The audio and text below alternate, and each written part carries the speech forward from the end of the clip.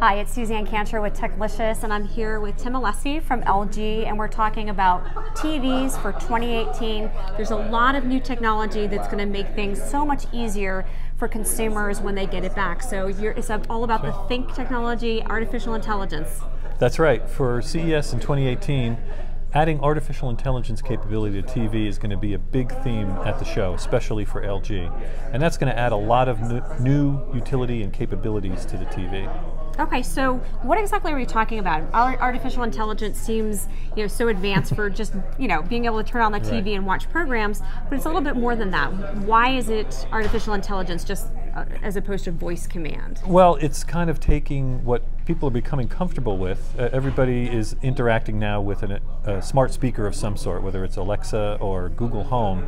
So it's a very comfortable experience, and we're taking that, adding it into the TV, so one less device to deal with, for one thing. And merging that capability into the TV, we think, is going to expand the capabilities of what people are using on their TV as well. There's already a lot built in. So putting them all together, making one easy way to access it using natural voice commands, no keywords are required like OK Google or anything like that, and you get a visual on-screen experience instead of just an audible one. Okay, so let's take a look at that and see how that works. You had a display of some of these. Yeah, I can show you a very simple list. There's an on-screen guide for some of the capabilities, just to give people an idea of what's possible. And there's things like searching for content through the TV, whether it's by actor, by genre, by name. There's a lot of TV use functions, just simple adjustments like setting the cinema mode or volume up, down, changing inputs, etc. And a lot of that can already be done with WebOS voice commands.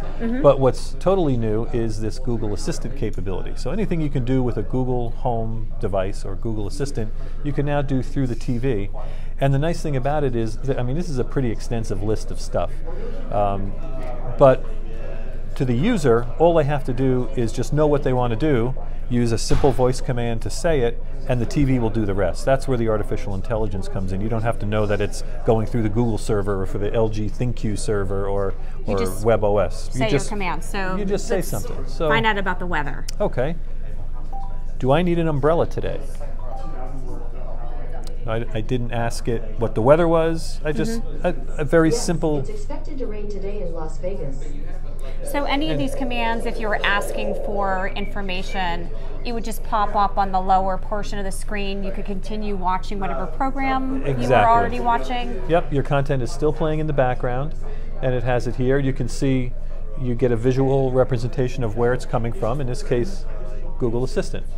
Not that you need to know that, but it's just a little visual on screen. Letting you know. Exactly. And, okay, so it's obviously on this beautiful television here, an OLED display. Where is this going to come in terms of your product line? Is it going to be across multiple price points? Yes, it'll be in all series of 4K Ultra HD TVs, from the entry level all the way up to the flagship OLED, the W8 series. Okay. This is the 65-inch version.